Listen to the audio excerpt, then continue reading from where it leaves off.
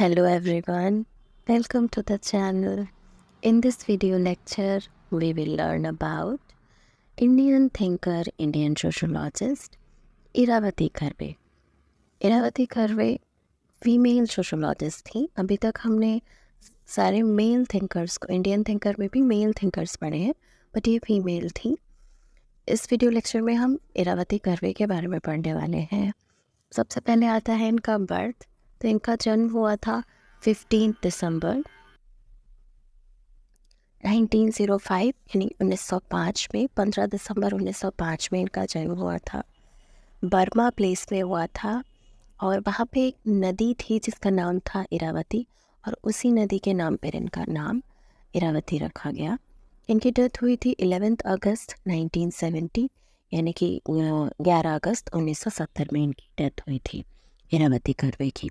अब इनके major important works आते हैं, जिसमें से पहला है किनशिप ऑर्गेनाइजेशन इन इंडिया, जिसका कि पब्लिकेशन ईयर है 1953।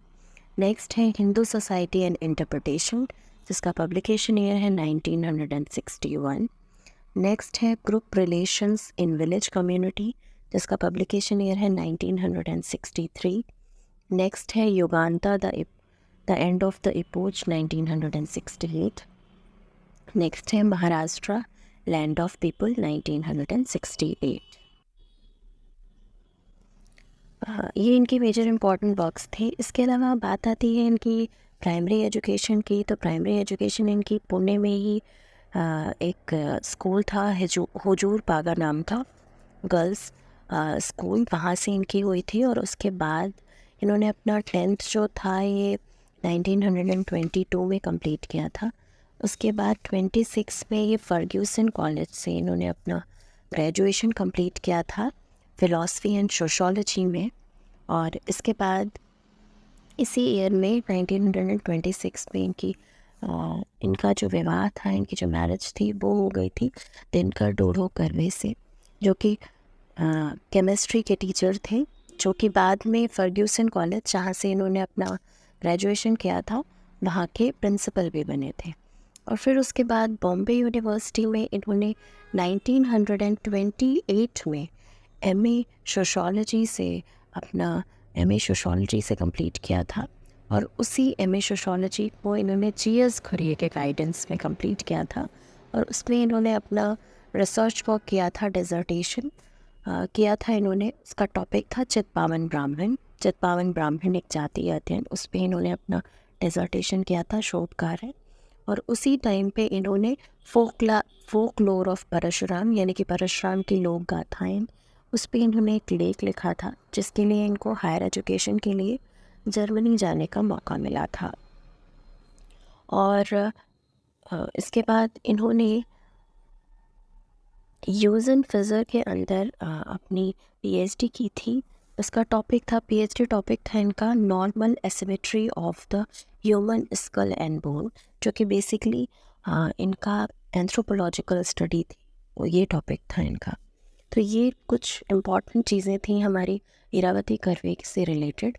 अब हम देख लेते हैं इरावती कर्वे से रिलेटेड कुछ और इम्पॉर्टेंट चीज़ें उनकी, जो उन्होंने लिखा है उससे रिलेटेड कुछ important questions.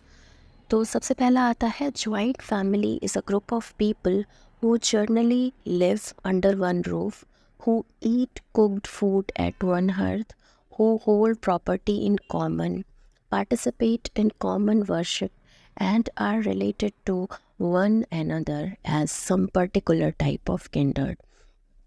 Who said this? तो ये जो स्टेटमेंट है बेसिकली ज्वाइंट फैमिली के लिए, ये इरावती कर्वे ने किया है। इरावती कर्वे ने ज्वाइंट फैमिली को डिस्क्राइब किया है इस डेफिनेशन के साथ। This one is the Hindi version of this. संयुक्त परिवार जो है वो लोगों का एक समूह है जो आम तौर पर एक ही छत के नीचे रहता है।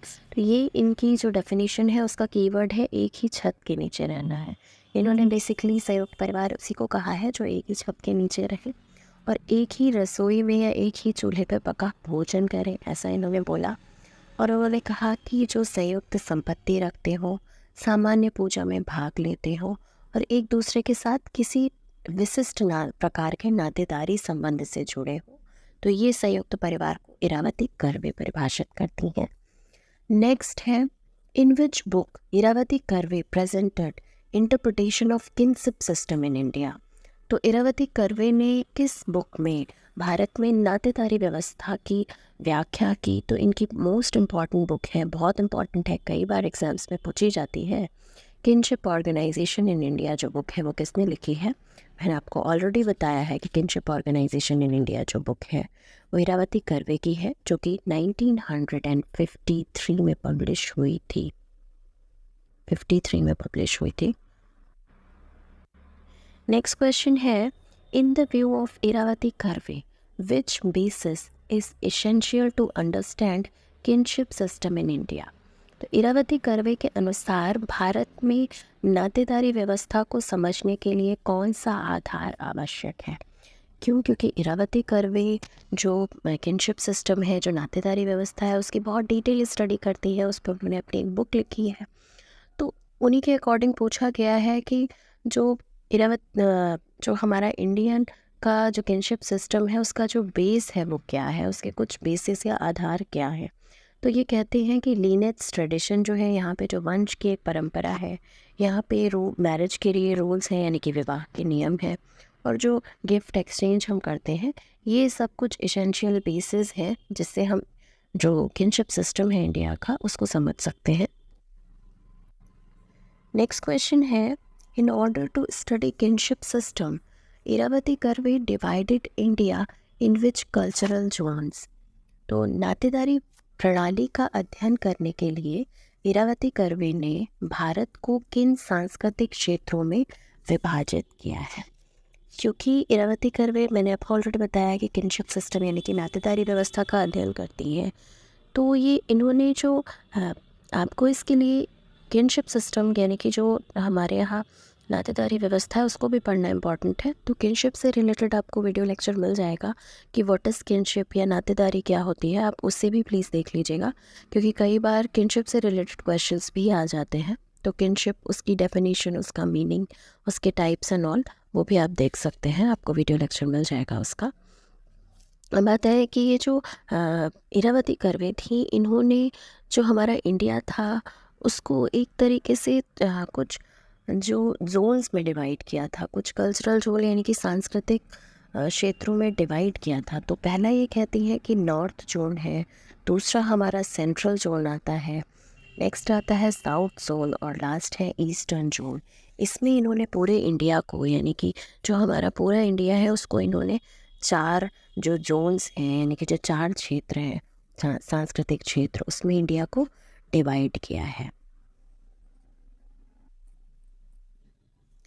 मैंने आपको ऑलरेडी बताया, Iravati Karve has divided India into how many parts on the basis of language. तो वैसे तो उन्होंने जोन्स के बेसिस पे 4 डिवाइड किया ही है, वो आपने ऑलरेडी पहले इस क्वेश्चन में देखा, लेकिन उन्होंने उसको ही लैंग्वेज के बेसिस पे भी डिवाइड किया है, तो वो भी उन्होंने 4 बताए हैं।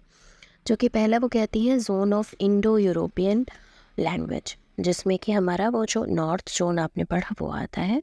नेक्स्ट उन्होंने बताया जोन ऑफ द्रविडियन लैंग्वेज, इसमें हमारा साउथ जोन आता है, जहाँ पे मतलब ये लैंग्वेज, द्रविडियन लैंग्वेज को बोलने वाले लोग थे, लैंग्वेज के बेसिस पे बेसिकली वो डिवाइड कर रही थी। और सेंट्रल जोन में वो कहते हैं कि ट्रांजिशन आपको मिलेगा, बहुत सारा भाषाई संक्रमण का क्षेत्र है, बहुत सारी भाषाएं मिक्स्ड टाइप का मिलता है। लास्ट है zone of Austro Asiatic language, यानी कि ऑस्ट्रो एशियाई भाषा का क्षेत्र। तो ये अगर जोन्स में डिवाइड करते हैं तो 4 जोन बताती हैं, नॉर्थ, साउथ, सेंट्रल और ईस्टर्न, और उन्हीं को ही ये लैंग्वेज के बेसिस पे बताती हैं। तो zone of Indo European, Dravidian language, zone of transition language और ऑस्ट्रो एशियाटिक लैंग्वेज ये बताती है। नेक्स्ट क्वेश्चन है, which characteristics are related to kinship organization in northern India according to Irawati Karve. तो इन्होंने वैसे भी आपने देखा कि इन्होंने एरिया वाइज यानी कि जोन्स में डिवाइड किया है। तो नॉर्थन इंडिया जो है उसमें कौन कौन से वो कैरेक्टरिस्टिक्स बताती है इरावती कर्वे। तो इरावती कर्वे के अनुसार उत्तरी भारत में नातेदारी संगठन जो है, इससे कौन कौन सी विशेषताएं जो हैं वो जुड़ी हुई हैं। तो ये कहते हैं कि यहाँ पे कि यूसेज ऑफ क्लैन एक्सोगेमी, यहाँ पे आपको गोत्र बहिर्विवाह मिलता है। आपको ये पता है कि यहाँ पे जो नॉर्थ रीजन है यहाँ पे आपको इंडोगैमी मिलेगी, बट आप में कुछ चीज़ें हैं जो वहाँ पे आपको एक्सोगैमी, मतलब आप अपने गोत्र में, आपको अपनी कास्ट में शादी करनी है या आपको अपने कास्ट में या अपनी जाति में विवाह करना है, लेकिन गोत्र सेम नहीं होना चाहिए। तो क्लैन एक्सोगैमी की बात बताते हैं। इसके अलावा अवॉइडेंस और जोकिंग रिलेशन जो है वो बताती हैं ये। जोकिंग रिलेशन को परिहास संबंध कहते हैं और अवॉइडेंस परिहार होता है। पैट्रिलिनियन ट्रेडिशन यानी कि पितृवंशीय परंपरा, यहाँ पे आपको पितृवंशीय परंपरा या पैट्रियार्कल सोसाइटी मिलती है नॉर्थ में, और यहाँ पे पर्टिकुलरिस्टिक किनशिप सिस्टम मिलता है, आपको विशिष्ट नातेदारी संबंध मिलते हैं। तो बेसिकली इनका ये कहना था परिहार और जोकिंग रिलेशन में वो रिलेशन आते हैं जैसे कि आपका जीजा साली का रिलेशन है, देवर भाभी का रिलेशन है, ननन भाभी का रिलेशन है, जिनमें हंसी मजाक का रिलेशन, मामा भांजे का रिलेशन, तो वो जोकिंग होते हैं। और परिहार या अवॉइडेंस में जैसे कि कोई भी लेडी है, उसके फादर इन लॉ हो गए, और उसके जो बड़े ब्रदर इन लॉ यानी कि जो जेठ होते हैं, उनसे जो ससुर और जेठ से जो रिलेशन होता है बेसिकली बहू का, वो उसमें परिहार या अवॉइडेंस होता है। तो ये कुछ टर्म्स हैं जो कि हमारे जो चीज़ें नॉर्थ इंडिया के कल्चर में यूज़ होती हैं, ये नॉर्दर्न इंडिया की कैरेक्टरिस्टिक्स है किनशिप सिस्टम की according to Irawati Karve. Next है what are the causes of present change in kinship relation. तो जो वर्तमान में नातेदारी संबंधों में जो परिवर्तन आया है या जो चेंजेस आए हैं उसके क्या कारण है। तो ये कहती हैं डिसइंटीग्रेशन ऑफ जॉइंट फैमिली, यानी कि संयुक्त परिवारों का जो है वो विघटन हो रहा है, मतलब धीरे धीरे जो संयुक्त परिवार है वो कम हो रहे हैं। इसके अलावा ये कहती है इंक्रीज इन माइग्रेशन, इनकी जो माइग्रेशन है, प्रवास है, एक जगह पे रहने वाले लोग और दूसरी जगह शिफ्ट होना, तो प्रवास बहुत ज़्यादा हो रहा है। इसके अलावा ये कहती है कि इंटेंसिटी इन फॉर्मल रिलेशनशिप, यानी कि औपचारिक संबंध जो है वो प्रगाढ़ हो रहे हैं या बढ़ रहे हैं। तो ये ही है किनशिप जो पैटर्न है या किनशिप रिलेशंस में चेंजेस के ये कुछ कॉजेज़ या कारण हैं। नेक्स्ट है the secondary kins of primary kins and primary kins of secondary kins are called tertiary kin. एक थिंकर थे आपके, उनका नाम था मर्डॉक। मैंने आपको ऑलरेडी बताया कि हमें किनशिप को भी पढ़ना पड़ेगा, क्योंकि यहाँ पे आप इरावती कर्वे जो है वो इम्पॉर्टेंट है, वो किनशिप के बारे में बताती हैं। तो आपको जो किनशिप है, जो किन्स हैं, उनके बारे में पता होना चाहिए। तो एक थिंकर थे हमारे मर्डॉक, उन्होंने अपनी बुक सोशल स्ट्रक्चर में जो कि किनशिप है उसको 3 कैटेगरीज में डिफ़ाइन किया था। उसमें बेसिकली वो 3 टाइप के किन बता रहे थे। पहला उन्होंने बताया था प्राइमरी किन, यानी कि प्राथमिक नातेदार। दूसरा वो बताते हैं सेकेंडरी किन, यानी कि द्वितीयक नातेदार। और तीसरा वो बताते हैं टर्शरी किन, यानी कि तृतीयक नातेदार। तो प्राइमरी किन होते हैं हमारे क्लोज रिलेटिव, इसमें वो स्पेसिफिक नंबर भी बताते हैं। प्राइमरी किन हमारे 8 होते हैं, टोटल नंबर 8 है उनका। इसमें हमारे क्लोज रिलेटिव यानी कि हमारे सिबलिंग्स, हमारे पेरेंट्स से रिलेशन आता है और हस्बैंड वाइफ का रिलेशन आता है प्राइमरी में। सेकेंडरी होते हैं जो हमारे प्राइमरी के प्राइमरी होंगे, यानी कि हमारे प्राइमरी हमारे पेरेंट्स हैं, उनके पेरेंट्स उनके, वो हमारे सेकेंडरी होंगे। तो फॉर एग्ज़ाम्पल जैसे कि हमारे दादाजी हैं, हमारी दादी हैं, बुआ हैं, चाचा हैं, मासी हैं, मामा है, नाना नानी, ये सब सेकेंडरी में आएंगे। एंड टर्शरी में फॉर एग्ज़ाम्पल जो अभी आपने देखा कि प्राथमिक संबंधियों के द्वितीयक संबंधी या फिर द्वितीयक के प्राथमिक को तृतीयक होंगे। तो जो भी हमारे प्राथमिक है उनके द्वितीयक कौन होंगे, जैसे हमारे प्राइमरी हमारे फादर है, उनके द्वितीयक उनके जो ग्रैंड फादर होंगे, यानी कि जो आपके ग्रेट ग्रैंड फादर होंगे, वो परदादा, वो आपके टर्शरी में आएंगे। इसके अलावा आपके जैसे बुआ हैं तो वो सेकेंडरी हैं, बट वो फूफा जी जो है वो आपके टर्शरी होंगे। तो इस तरीके से आपके टर्शरी रिलेशंस होते हैं। इनकी भी स्पेसिफिक नंबर हैं। तो सेकेंडरी में मर्डॉक बताते हैं 33 और टर्शरी में मर्डॉक बताते हैं 151। ये थे आपके प्राइमरी, सेकेंडरी और टर्शरी किन्स। नेक्स्ट क्वेश्चन है affinal kinship and consequent kinship are related to which category. तो ये जो किनशिप होता है इसके टाइप को अगर हम देखें तो अब ये दो टाइप के किनशिप होते हैं, यानी कि नातेदारी जो संबंध है वो दो तरीके के होते हैं। पहला होता है आपका एफिनल, या पहला आप कॉन्सिक्वेंट कह सकते हैं, दूसरा एफिनल कह सकते हैं। ये दोनों ही जो है ये टाइप्स ऑफ किनशिप में आते हैं। तो विवाह संबंधी नातेदार और रक्त संबंधी। कॉन्सिक्वेंट यानी कि रक्त संबंधी में जो आपके ब्लड रिलेटिव्स हैं, यानी कि जो आपके मदर फादर, आपके सिबलिंग्स, दादा दादी, ये सब आपके ब्लड रिलेटिव्स हैं। एफिनल में आपके जो भी इन लॉज हैं वो आते हैं, तो वो एफिनल किनशिप में आते हैं। नेक्स्ट है who described kinship marriage and family in India on the basis of classical Hindu religious text. तो शास्त्रीय हिंदू धर्म ग्रंथों के आधार पर भारत में रिश्तेदारी, विवाह और परिवार का वर्णन किसने किया। तो ये आपकी थिंकर थी के.एम. कपाड़िया। के.एम. कपाड़िया ने जो हमारे यहाँ क्लासिकल हिंदू रिलीजियस टेक्स्ट है उस पे बेसिकली किनशिप, मैरिज और फैमिली जो इंडिया में है उसको डिफाइन किया है। नेक्स्ट क्वेश्चन है the type of kinship terminology prevalent in north India is.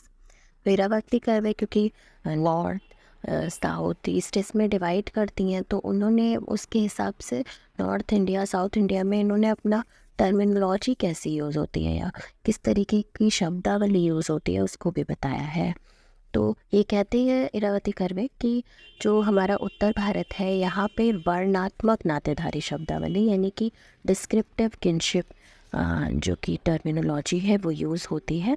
Descriptive में जो भी स्पेसिफिक वर्ड यूज़ करते हैं, जैसे कि आप बुआ के लिए आपने बुआ बोला है, मासी है उनके लिए मासी वर्ड हो गया, चाचा, मामा, इस तरीके के ये डिस्क्रिप्टिव टर्मिनोलॉजी है।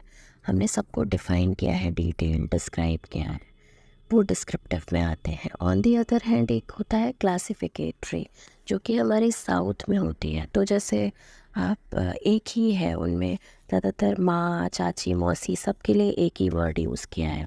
इसमें जैसे कि आप अंकल आंटी यूज़ करते हैं, तो अंकल आप मामा को भी कह सकते हैं, आप चाचा को भी कह सकते हैं।